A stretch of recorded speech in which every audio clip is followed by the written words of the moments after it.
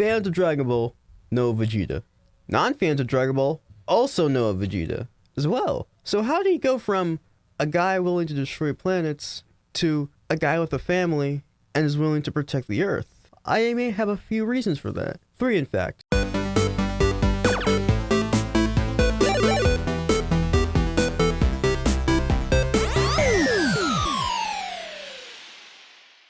And now, the news.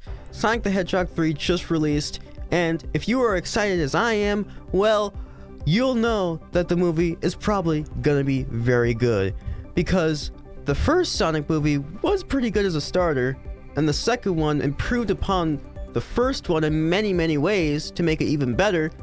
It's very anticipated that the third one is going to be even greater than the second one. Now, that's not confirmed, or well, quite yet, considering I haven't watched it, and not many people have yet. I can guarantee that it probably is going to be very good. I just sure hope that it's going to make a bunch of sales so we can get preparations for a fourth Sonic movie. It's probably going to release in probably 2 or 3 years, considering that the second one was made in 2022, the third one released in 2024, at near the end of the year. So yeah, that probably is the case. But anyway, let's get back to topic. Today, like I said before, we're going to be talking about Vegeta.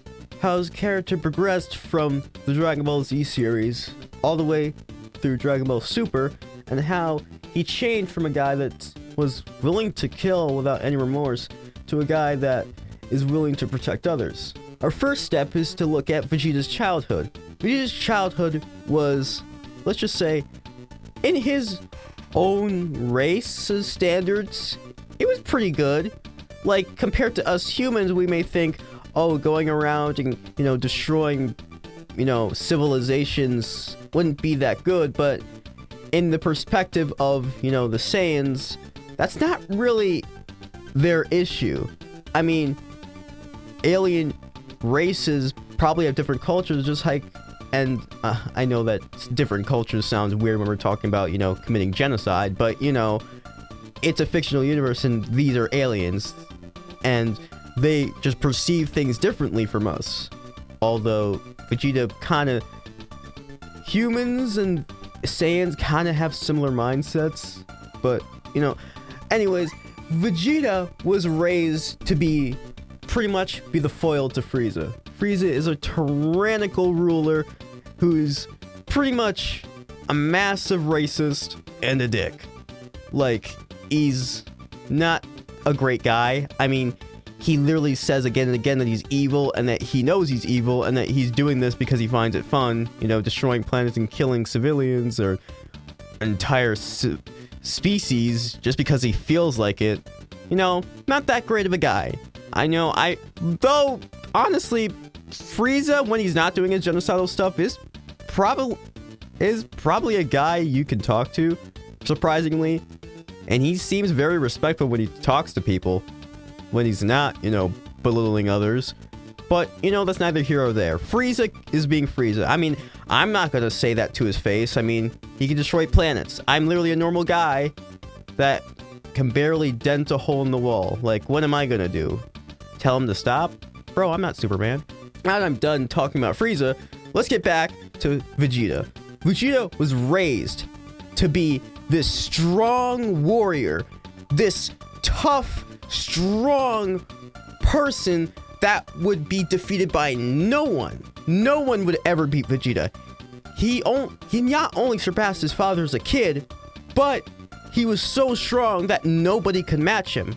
Well, except Frieza. And a few of Frieza's, upper subordinates. That Frieza was like, okay, that, Vegeta, knew he couldn't defeat, but, that wasn't a problem to him because he knows he's gonna get stronger. There lies a problem. Vegeta absolutely despises Frieza.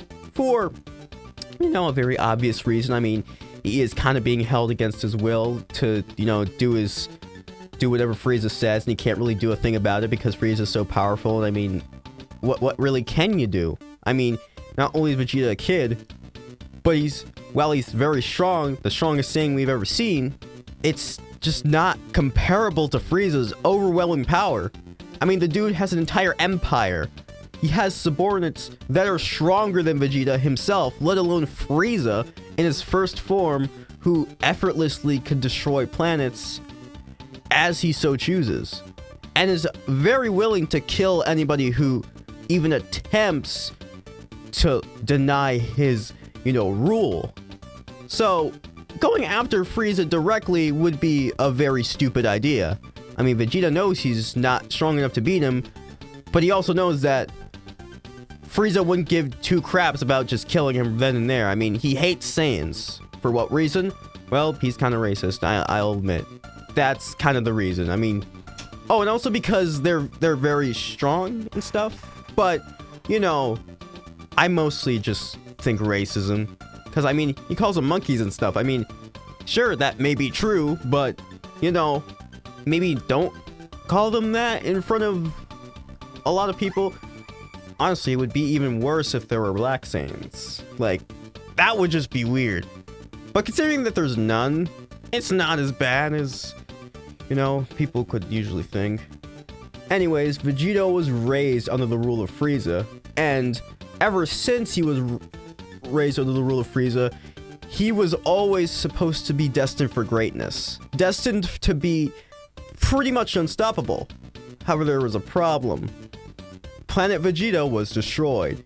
Yeah, it was destroyed. Frieza claims it was a meteor that destroyed the entire planet, but you and I both know that did not happen. No.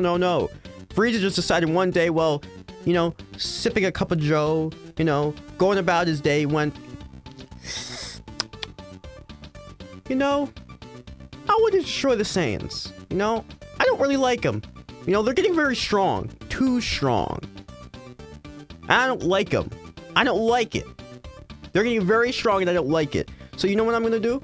I'm going to blow up the planet. That's right. I'm going to call them all here. I'm going to blow it up and, they're all going to die. And and then we'll just have a party or something. I don't know. His subordinates would definitely agree because, I mean, if you disagree with Frieza for anything, he's going to kill you. So might as well just accept this situation. I mean, at least they're not you. After Vegeta hears of his planet's destruction, at first, you kind of can see him just nonchalantly being like, okay, well, now I'm never going to be king. Now I'm never going to be king of the Saiyans. But if you really look closely, it could be that Vegeta's coping. Although, he has admitted many times that he kind of never liked Saiyans. And that may sound weird considering he is a Saiyan himself, but judging by how Vegeta kind of was just this selfish, kid and just kind of got everything, he kind of just did not care. And I mean, that really shows when on Earth, when Raditz literally came to Earth to tell Goku, hey, you're actually a Saiyan. You're actually a warrior race that, destroys planets for the funsies.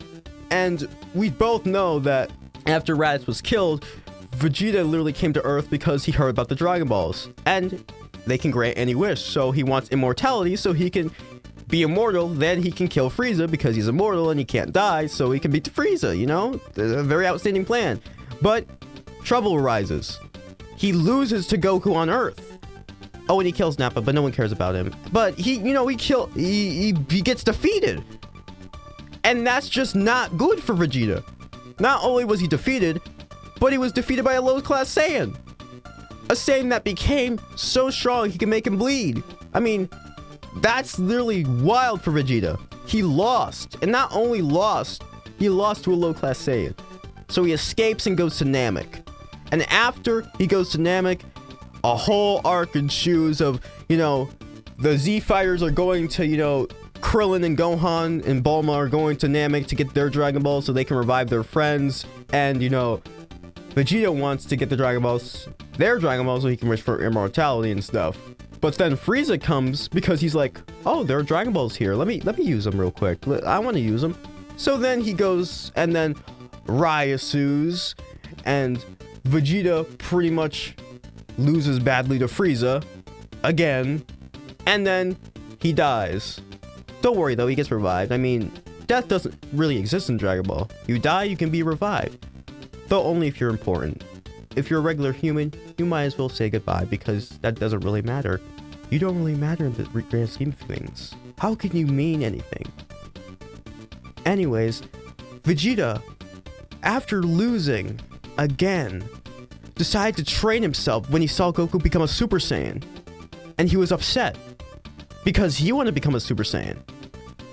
So he kind of just went into space and just punched random aliens in the face until he got it. Yeah, I know that's not really the full story, but he kind of just threw a temper tantrum and became a Super Saiyan or something. Yeah, it's kind of weird, but, you know, it's Vegeta. We like Vegeta, so we'll let it slide. So then, after years and years of being denied his greatness, him being beaten down over and over again by Toriyama, being beaten down by the main writers, him losing to Goku, we finally see it. He had a son.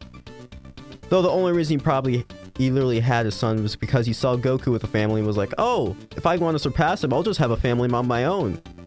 So he just got with Bulma and just made Trunks, and then he kind of just never hugged him for like 10 years until he was like 12. Because, I don't know, Vegeta doesn't like hugging. Though I would consider that to just be, he just doesn't like hugging anyone in general. I would not put it past me if he never hugged literally anybody. And that concludes today's episode of Let's Talk Franchises. But that's not the end. Next time, I'm going to keep on speaking on, you know, Vegeta's character and stuff in the next episode. So stay tuned for that. And I hope you like this episode and, you know, like and subscribe and pretty much put on notifications and stuff so you'll never miss, you know, another video on Let's Talk Franchises. And, you know, have a good day.